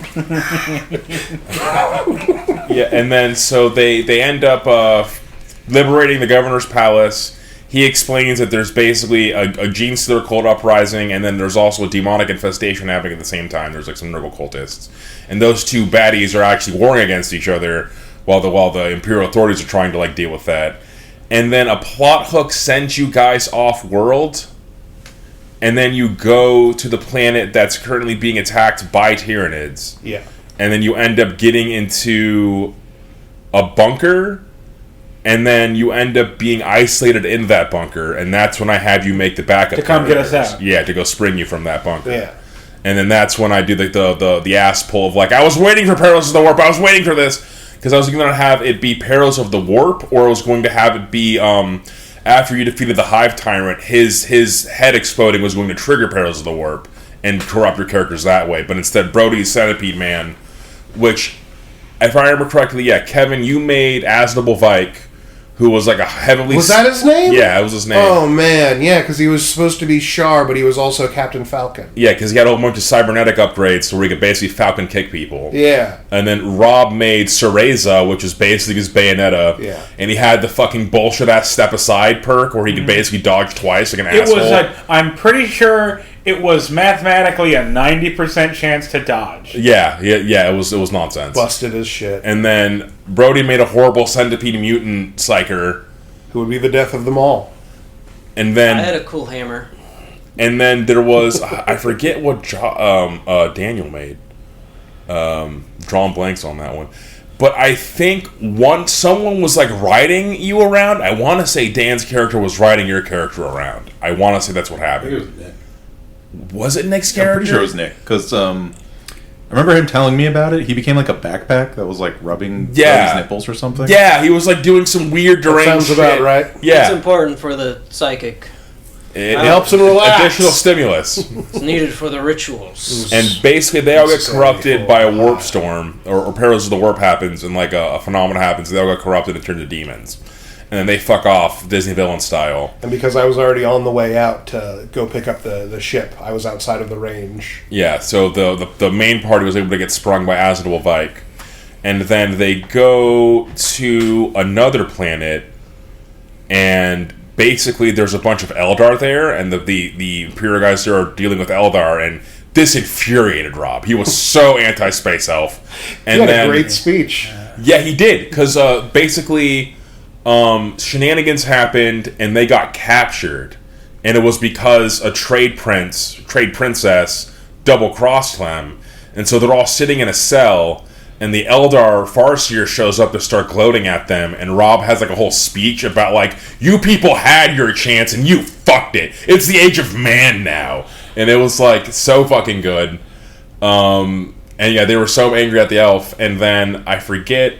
Shenanigans get afoot. They get sprung out of we get out somehow with a bag full of like soul gems of spirit stones. Yeah, they take a whole bunch of spirit stones hostage. And Rob at one point is just shattering them on the ground because he's bored, just dooming their souls to Slanesh. We were on like video chat with them when they were yelling at us for stealing them, and in the background we were all doing bits about like putting them over our eyes and in our mouth. What does it taste like? How many licks to get to the center? Being Mon-Ki, the textbook Mon-Ki. Oh, yeah. Disrespectful as shit. And then... Okay, at one point, because we mentioned this earlier, I remember, now that I'm thinking about it, when we fought the Trumpet Goblin Goldstein. I skipped over the Trumpet Goblin entirely, yeah. We had to go through some other weren't plans. we like in like the Orphan Crusher, like to go to his mansion? Yeah, like I distinctly recall us being in a vehicle, like rather than having to travel and like do like travel rolls, that's okay, we have the Orphan Crusher, and we just like monster truck rode over all the slums like to get to the mansion. Yep. Yeah, because you guys went to on the first plane, you guys went to the High Town, and there was like the 4 great houses. And it was like generic imperial name, generic imperial name, generic imperial name, and the Goldsteins. Yeah. So guess which one we picked? And Tony decided that, okay, if you don't know what I'm talking about, you need to go to the internet right now, to your browser and search engine or whatever. You need to type angry trumpet goblin, or small angry man yelled at trumpet player. You need to watch that video. At the time we had just seen that video and we were pretty jazzed about it. Yeah. And so basically the small angry man, no town. Yeah, he has a very distinct way of talking, and he's just like a guy that's really mad at a street performer. Yeah. And he's just like going at the street performer, saying like, "You suck." I see a lot of myself in him. Yeah, saying, "Oh yeah, dude, that's done." And he's after my own heart, and he's talking about like, I saw all these great music performances, and I walked the Grateful Dead up on stage in 1982. Yeah, like, who the hell are you? And the entire time the trumpet guy is just like just blowing it on his face. Yeah, it's so good. It's such a good video, God. And so the boss, that's when the boss, he had a really good shield, like a energy shield. Yeah, he had a really good pistol, and I think both of them failed back to back. Yeah. He had like a 90 up force field or something like that, or a 90 down force field, like an 80 down. Yeah, it was freakishly powerful. It was 80. You only feel like he had 20% chance to only a 20% chance to get hit by anything because it would just. And he 96'd up or 92'd up on his plasma pistol, like something like that, which blew up, and then he failed his shield, and so he just instantly, like round 2 of the boss fight. He's gone. Vaporized. He exploded, oh no! Yeah. He took our XP, damn him! Damn him. Yeah, that was awesome. And then after they beat up that guy, they ended up fucking up from that planet. And we left the planet because we had fucked everything up. There was a plot that brought us there and everything, but that's neither here nor there. What I remember is the Orphan Crusher and the Trumpet Guy. Yeah. And then they end up fleeing the Eldar, and they go to a space station that, God, it's so foggy in my brain. I remember that there was a time skip. Ago.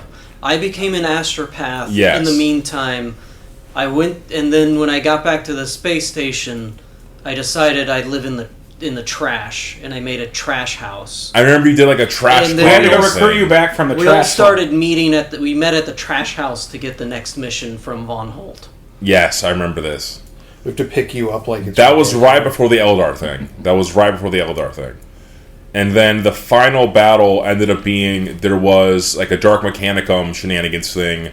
They were working with the Eldar all along, and rather tricked the Eldar and wanted to use the Spirit Stones as fuel, and what you guys brought to them. Yeah. And then you basically had to fight Jeff. We weren't giving it back. They had to fight Jeff Goldblum, who was a bunch of spiders in a man costume. Yeah.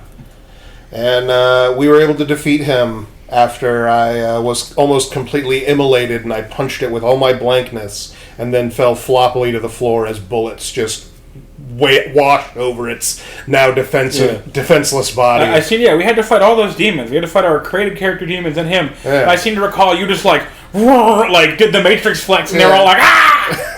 Yeah, because he kept specking into blank powers, and like I didn't really read into that. Really, you had like the zone. You had like the silence zone thing. It was a hallway of Nurglings. Yes, there was Yeah. the hallway of Nurglings, and Which- he popped them all. When after the fact, since I've read those stat blocks, we would have been there for 5 sessions with the number of Nurglings you my said, goodness. if it was not for Kevin.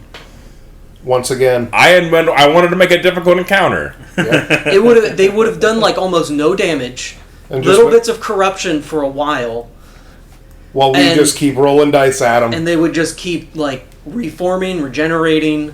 I think they have a thing where they can just make more. Yeah, they would spread. That would really piss me off. It's an encounter where you have grenades or a blank. Yeah, my intention was explosives. I know that the way that this ended resulted in all of us basically, like, it was hospital ever after for everyone. And my character didn't have any fucking skin left. And is just being wheeled around like a mummy Squidward. I think Granch never got hit because I specifically was going the divination route for Psyker. So I was like putting up bubbles of I get bonuses to dodge prescience, roll right? and can not get hit, and I would have these bubbles up and no one would stand in them. No one would be near me. Excuse me. Sorry. Yeah, it sounds like a party. That sounds like us, yeah. And Castle would be unaffected regardless, and I would scream if he's near me. And that was a very abridged, scatterbrained version of the first campaign. Yeah. I'm surprised you guys remember that so much. That's crazy. I wish I had my notes. Like, I was really trying to remember. I am super impressed that you guys pulled out. It was a decade When you started ago. talking, I was like, oh yeah, I got some of it, but like, wow, I could not have done that like off the top. You know what? I remember one last thing. Von Holt, at the very end of that, said, I'm thinking about retiring. And so I strong-armed him out of his sword, and he was like, huh, maybe it'll be you next time, kid. yeah, that's what it was. And then as you faked me out where I was like going to shake his hand to be the next like rogue trader or something, and he just shook Davros's hand, just like, Yeah, it'll be yeah. you, kid. He took his hat off. He took his hat off, and he's like, I'm getting too old for this shit. Yeah. And it looked like he was going to put it on Castle's head, and he put it on Davros's head. And that leads us... Looking the other way, picking his nose. Yeah. And that leads Nepotism us... wins again. Yeah. That leads us to the next campaign, where we started Rogue Trader, which is like, I think it took a 50-year gap.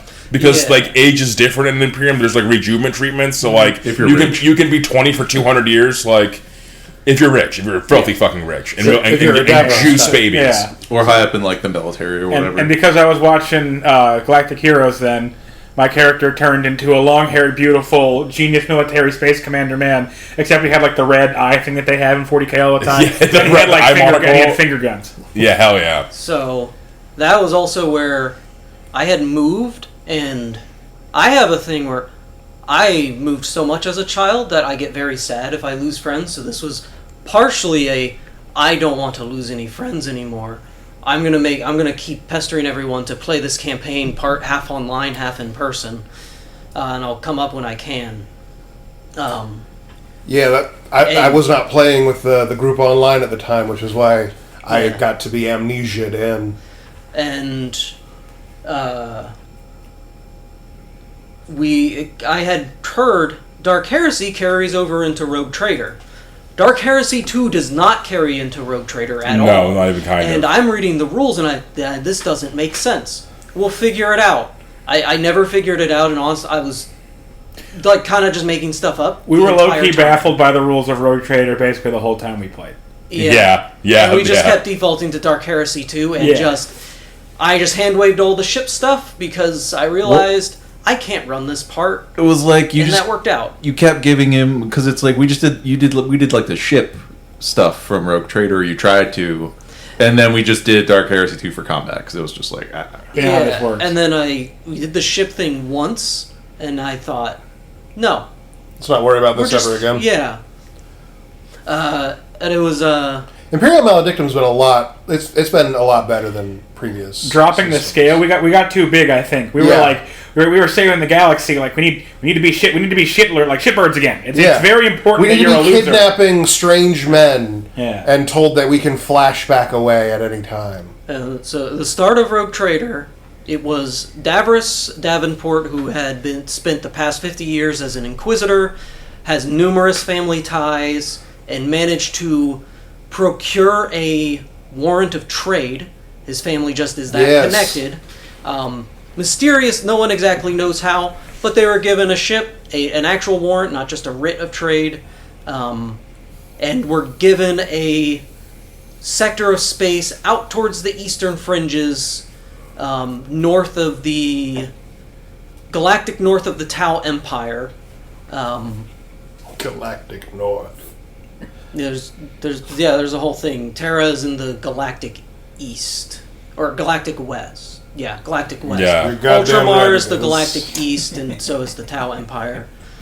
And the ship was called the Manifest Destiny. Yeah, of course What it a was. perfect name. Pearlescent white ancient ship with the machine spirit of I forget. It's like old and wise. It had been in the Imperium since time immemorial. Of course, the sector of space is mine by right. And this was when I was starting to read all the stuff about how, as I remember Tony describing, like the ships would just have entire civilizations that have fought like wars with each other. They've known nothing but ship for 100,000, 10,000 years. They have been on here longer than our modern human civilization has been around.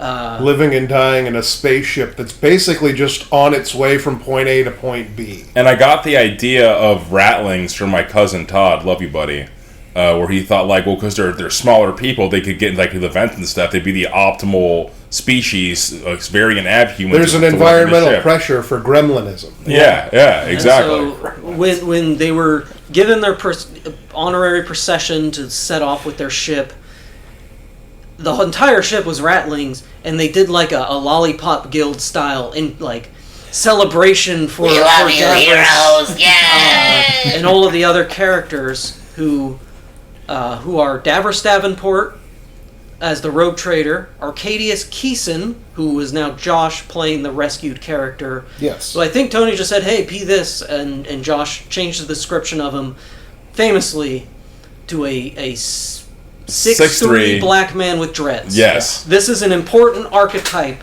a pattern that repeats itself. You're going to be hearing us say that a few more times tonight. It's a universal keep concept. coming up. Yeah. It's going to keep coming. It's his canon. Like that's who he is. Libran Castle as a Davros didn't even realize he was on the payroll, but is there. Simon Phoenix, who is a rogue AI aboard the ship that is Simon Phoenix from Demolition Man, that was in exactly one session, and then David stopped showing up. Who was that one? Joki Ojoy Atosiat? I think that was Daniel's character? I don't remember. Was Daniel playing? I have that in there from the Roll20 when I pulled it. I don't feel like looking it up further. I don't remember. Sorry if that's you, Daniel, and I don't remember what your character did or how many sessions you were in. Leave a comment under our video if your name is Daniel and you have an opinion on that. Boost our engagement if we say the wrong thing. Nira the Nettled. Nira the Nettled. Yes. Nun number 1, who Tony played a lot of nuns. I love my space nuns. Basically, the what's the role? The ecclesiarch member of the crew. Right. Like, I was here to make sure he wasn't a filthy fucking classic heretic. paladin stuff. Hey, Nira, look over there. And then you, start casting all your spells while she's looking away. Okay, we're good. You can look back. Then so every rogue trader party, it recommends, they have these archetypes and you need to have these. If you played the video game, they introduce these to you, one at a time. Your rogue trader, your seneschal, which we didn't have a seneschal for this, who is your, second-hand man. Abelard is that in the video game. What a name. You have your preacher, who's just there for spiritual support, and it's like a king in his court would have a priest there to tell him he is doing God's will and he's important. That was Nira's job. You reinterpret the words of the Pope to say that it's okay for me to have sex with this girl. Good. Yeah. Good. Then important job. Yes. Then you have your mechanic or tech priest, who's basically there to change your oil when you need it. And open locked doors. Talk to the computers. That comes the up a party lot. had 2 of those. The original one Talk to computers was guy has been consistently was that's a good Shunt, fucking Matt's character, when we added him, he wouldn't listen to me when I was telling him the rules, but he kept saying he wants to jump because at that point in time, he was just wanting to say the word shunt over and over again. I've known Matt since high school. That's just kind of what happens. And so I rolled with it. He had the special skill of jump, and he had like plus 50 in jump, and it's an important skill for the It'll story. come up for the climax. And then, but he was like a sleazy car salesman. Named Shut. So the actual mechanic guy was Gizgul they found on the ship, who... Do you remember, Mario, how you got introduced? Because the Geller field on the ship flickered, and then there was a demon slipped in, and so the crew went off to deal with that. But it, rattled the ship, and Gizgul was like, oh shit, because he was just living in the bowels of this ancient vessel, because it's been attacked by orcs before. And, he just went to go fight the thing, because it's probably pretty big, sounds big. And then I missed my shot. Shots. And, and I hit the, I distinctly remember the orc weapons having traits where it's like, okay, instead of rolling 1 dice, you can roll 2 dice and almost certainly miss. The big shooter, it got 10 shots or something. Yeah, it was but it was really shitty. Yeah, exactly. And it was also extremely loud, which is how you knew I was there. And then they killed the demon, and then Rob was like, "I think there's an orc." Oh no, that's bad. And then he was like, "Nira, go pray over there. Pray really loud." I heard someone talking shit about the Emperor over there. No, you convinced me if I prayed hard enough, it would fix the reactor. Yeah. And I specifically made my character with 12, or the lowest possible intellect you could have. So basically, she had the mind of a child. She was very easily tricked. And so I went over to the started praying. Perfect paladin build. I started praying to the reactor. High winds. I started praying to the reactor, knowing that the Emperor's grace would save us and nothing else. And then Rob and Arcadius walked over to me, and then we just had a back and forth of just like, well, why shouldn't we kill you? And then he just bluffed his. It was just like, see that the reactor was barely damaged. It was just like, leaking plasma everywhere. Could explode at any moment, but, if you're fine with that, but I can fix it. And then, so he ended up fixing it, and then tried to strong arm them, and was like, just leave me alone. But then Arcadius was bigger than him, so he just punched him, and it was just like, oh, well. You have to listen to him now. You can't demonstrate competence. That's, you work for me now. Yeah. That makes you valuable, not in charge. And that campaign was a bit all over the place, largely rules discrepancies, and me figuring out how to even run a game of, scope like that. Blending two different rule systems that you're trying to learn. And I had just read, not just read, but, in the past year, read the Pyramids book by Discworld, and I was like, man, I want that concept. And so there's Port Vivicacius that the sector at the time was called the Xavius sector. It had just opened up from warp storms, and the sector was from 6,000 years ago or so. They're very out of date, and we're using old terms for things, and the Rogue Trader was getting them up to date with how things go now. But I used the name just Dios, the guy from the book. Rob and I have also read that book. Had read it by that time. Rob multiple times, and this went completely over our heads. Yeah, he made it so obvious too. Yeah, and not only that, we Brody dangled this plot hook in front of us, and we were like, okay, that's the main quest. Got it. And we dipped hard away. Better go do some side quests around first. for 10, 15 sessions. But he also specifically described this this society is that they always have a Psyker King, and then they're entombed in these pyramids, every Psyker King. And then Rob and I were like, oh yeah, sick. Yeah, that's how I would do it. Completely over our heads. Which Port Vivicacius is the center of trade, and it was the high religious leader who was always planning how to build the tombs for the Psyker Kings from the planet Xavium, where the kingdom's held. The campaign meandered a lot, because of specifically that I'd try to give plot hooks, and they go, We played that one so conservatively, where we did nothing risky almost ever. we were like, we took it, we played it safe every single time. We tried to talk down every single fight, and our characters were built to do that. And eventually, I had to just have O'Malice from the Ordos Malleus to come in and say, I'm an Inquisitor, you need to do this thing for me now. And all of them, they didn't really know it, because it would have worked. Davros, it kind of works, because Davros wouldn't have known, like, rogue traders don't have to listen to Inquisitors. They have the same, if not sometimes more, authority, and often are at odds, but they're just like, oh, an Inquisitor, we have to do what he says.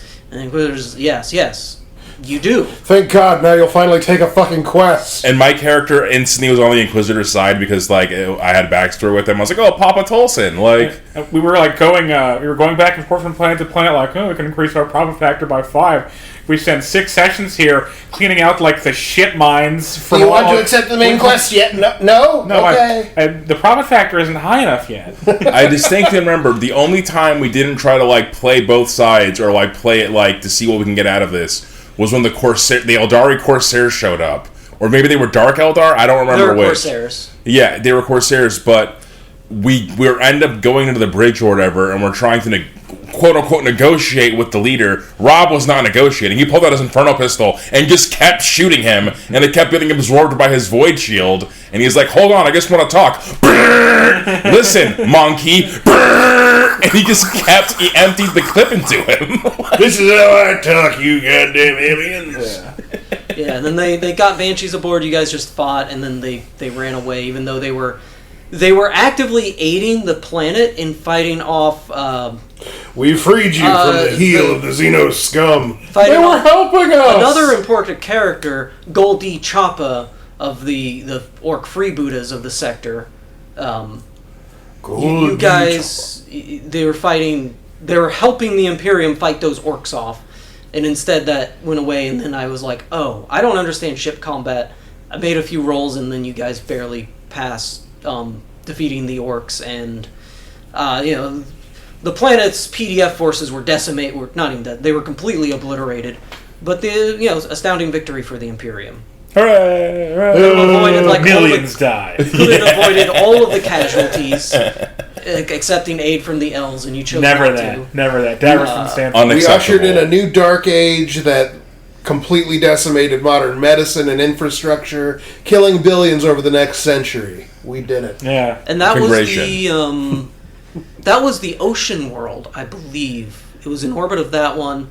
It was either after that or shortly after you guys went back to that one where there was like the Elevator Guild, and that was one of the ones where I was up here for. So Kevin was there and then said like the disease, there's a mysterious disease, and Kevin was like, oh, they bleed from their ears or something, and I was like, yes, it's the ear bleeding disease.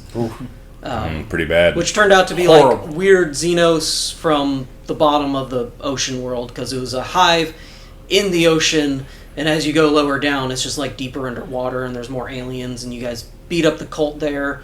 They're weird, like spiders, right? Like psychic spiders or something. Yeah, I think I just took the like electric squid from Subnautica and just said it's these, but they are invisible sometimes. And that was the first planet you guys got. I think that was the first planet you got and got your profit factor up, and the second, like, I think I said your profit factor increased, everybody got so excited. There's nothing you really gained other than profit factor. You could make more money? Well, I guess I just sort of wanted to tell you, like, oh, you guys gained something. And you're goddamn right we gained something. We gained profit. I think we'll be doing this a lot. That's the only thing I wanted. And so, to finish up some of this, my notes are a bit in pieces, because this was the first one. It was weird and stressful and school going on. And D20 wasn't very good. Roll20 was terrible for it. Yeah, it does not. Don't use, but also Foundry doesn't have support for Rogue Trader. Sadness. So if you want to do Rogue Trader, try to just do it an in-person thing, or there maybe someone has some module out there. I don't know. I've never gone back yet for Foundry. Imperium Maledictum has just solved it for us, I feel. It's solid. If we did Rogue Trader, I'd just co-op that somehow. Anyways, the rest of the campaign, there was a bunch of hooks, and I don't even remember what. I think it was when you guys decided, let's try start terraforming something, and that's where I threw, like, as I've written in my notes, this section, part of the sector, has the Crave reappearing. That's why I lost my legs. And you guys decided, let's go over there and make a new colony, because we can make money that way. And you did that, found a knight that was near his bloodline, because Tony talked about it. I was like, yeah, we'll throw it in there, because that was your first encounter with the Crave and got your legs cut off. But found the cool stuff. It went right through my power armor. It was horseshit. And then you guys did a space battle with them. Eventually you started your colony. We used the Nova Cannon. It was the planet Davros. Yeah. But it turns out, incidentally, I believe it was that planet you guys didn't realize you'd stumbled on. It was an Eldar maiden world. And they didn't really know you were there. This is largely uninhabited. We landed in their equivalent of Australia. Didn't the ship get damaged? Yeah, And you then, guys had to spend like a few years repairing it while you set up your colony. because it was like, I just remember specifically, it was like, okay, well, Gizgul and Shunt are just going to convert a bunch of ratlings into servitors so we can speed this up. Yeah. So we just made like a couple hundred new servitors out of the ratlings. Yeah. We left a breeding population of ratlings so that they could produce additional servitors, you see. And I believe it was in the Crave, they had a crystal skull that I had there. I made so many plot lines, because at that point I was like, make plot lines, make hooks, one of them's going to land. Eventually the skull landed, and I think I had some other stuff before about, because I like the Drukhari faction, and they had popped up a few times sending assassins, because they didn't like Davros. Mandrake's fight was one of the first ones. And then this skull, the Archon wanted, and the players ended back up in Port Vivicacius, but it was under attack by Dark Eldar, and they had gotten their ship boarded by the Backstreet Boys. Yes! Oh no, betrayed by the Backstreet Boys that were Josh's, Arcadius Keeson's, like, well, that's a whole His other thing. entourage. His Billy clones, because Yes. Davros was a scrupulous fellow who Davros wasn't perfect, okay? he cloned Complicated man! Yeah. young men of legal age that were Billy Harringtons. R.I.P. R.I.P. to a real one. And Josh co-opted however many Backstreet Boys there are as his sons. Yeah, can I have 4 of those? Yeah, no and problem. turned them into the Backstreet Boys. 5? And then I decided At the end of this fucking they thing. betrayed them, and you guys had a fight that I thought it was going to be cool, but you just like one-shot them. We had the Knights on our side because we did another, like, one of the things that's been a feature of these games is if we're playing a long one, they break it up with like a little side campaign. And the side campaign was where we played the Knights for a few days because we had the rules for Imperial Knights and we thought it would be cool to be that and we wanted to be that. So we all made Imperial Knights, remember? And so we had those helping us out to fight the Backstreet Boys. Yeah, they showed up as like heavy fire, and yeah, it was cool. I can't even get into the names of those. I know Josh was Blactus Galactus. Yeah. Classic. Matt was Gerard Thundergust. I was Norris Packard from Mobile Suit Gundam. And what was yours? Giftaru Mimazaki. That's what it was. He was a Gurren Lagann. Yeah. Then you guys defeated that. You went to go rescue the port. Dark Eldar are swarming there. They're stealing people. And you guys meet back up with Von Holt, and who didn't actually hang up his hat. He got back into it for whatever reason, and still had Grange because I wanted to masturbate a bit and have those two doing like buddy cop adventures. He just gave the hat to Davros to hurt Liberan's feelings. Yeah. And you guys... The Crystal Skull basically opens up a teleportation to the Maiden World that you incidentally were at, but it had been lost on old charts and Dark Eldar couldn't find it. I thought that the Maiden World was like, we Oh no, you didn't start your colony on the Maiden World. You started your colony on a different one, but it was near the Maiden World. Yeah, the agri world that we made, like with I imagine cows and corn, was near the Maiden World. Yeah, the Maiden World, like that thing, like you couldn't just fly to the Maiden World. We had to do something to get there. It had been locked off from regular. Yeah, it was put behind like a semi-webway shroud thing. I don't know. I just want to make it inaccessible that many like Eldar were trying to find. But technically, it was in my system. That makes it mine. Yeah, yes. That's how that works. So you guys. The Archon opened up the portal to that planet so that he can eat its world soul and become a semi-god, or whatever. In the final confrontation, and you're fighting the Archon, who is shooting like giant beams of energy and blaster shots while other Dark Eldar are fighting you. You cut down the other Dark Eldar pretty readily because we weren't doing the rules right, and you guys were murder monsters. We forgot Gizgul's. I was going to say, there was a little side thing where we'll have Gizgul became a planet. That's going to have to be the next episode.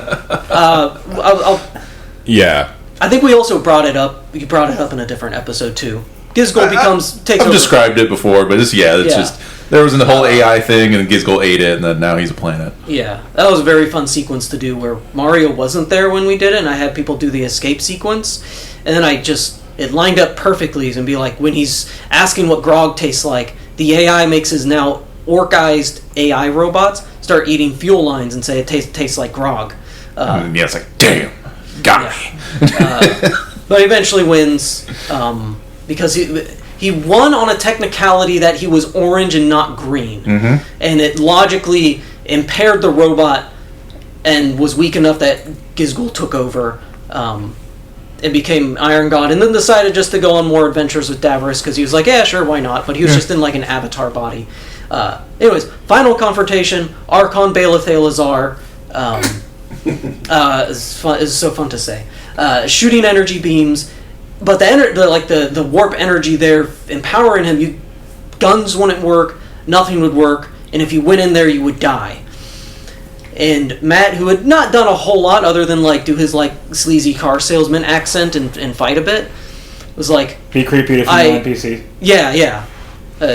But Shunt, where it hadn't come up that much, he's like, I want to jump. So I let him do a jump roll, and he rolled like a 1. I'm pretty sure he rolled a 1, and he had like a plus 50. So it's not only as a critical success, it was like 6 degrees of success on top of that. And so he jumps through the energy beam, survives just long enough to bring the Archon out of the energy beam, but he gets stuck inside and dies, because I'd still set it up explicitly, if you touch it, you die. Sacrificing his life for the greater profit of Davros, and then everybody, when the Archon was on the ground helpless, you just like shot him and beat him to death on the floor. Get his ass! Yeah. And that's how it ended, and then that planet, it doesn't happily go back to the Corsairs, because you guys had shunned them a lot, or anytime they tried to help, was Davros shooting them with an Inferno pistol. As is tradition. Good. And that planet eventually became like a clone factory for more Billies. It actually probably had a worse fate than if the Archon had seized its power, or its world soul was corrupted to become a human Billy Harrington clone factory. As is tradition. Yeah. That's Rogue Trader 1. There's like 6 other campaigns. Yeah, we have a lot more, and we are going to talk about a little bit more next time. But before that, I'd like to do a quick in memoriam. Could I get some background? In the arms of the angel. John Warhammer Blanche. You still Billy Harrington. The Backstreet Boys. Libran Castle. And, of course, our hero, Shunt. Couldn't do it without you, baby. Love you, Matt. We miss you every day. Rest in power, one love, gone but not forgotten. And with that, we're going to end tonight's episode. Thank you so much for listening. If you enjoyed the nature of this content, go and give us a like and subscribe on YouTube, and go and give me a follow on Blue Sky. And you can support us on our Patreon. And I'd like to give a special thanks to our Patreon subscribers, our aspiring maggots, Champion 1209, and our fellow scryers, Maticate, GaryGoblino, MidniteGrimoire, The Greater Good Boy, Kinomajaro, Grimtones, Wanrical, Barcis, Janklord Emperor, Grimothy, Brett the Gnarbarian, and of course, my mom. Thank you, everybody. Bye. Howdy night. Bye.